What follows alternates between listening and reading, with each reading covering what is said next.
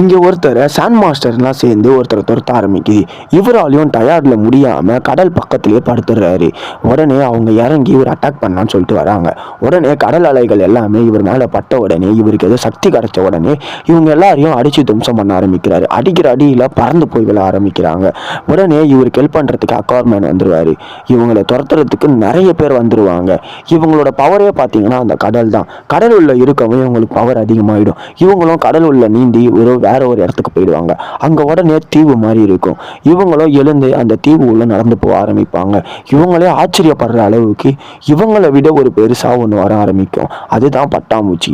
இவங்க ஹைட்டுக்கு வந்த அந்த பட்டாம்பூச்சி இந்த பட்டாம்பூச்சி பார்த்தீங்கன்னா ஒரு பூவோட மேலே போய் உட்காரும். உடனே அந்த பூ அந்த பட்டாம்பூச்சியை ஒரே மூடிடும். அப்போதான் இவங்களுக்கு தெரியுது இந்த இடம் ரொம்பவும் ஆபத்தான இடம்னு.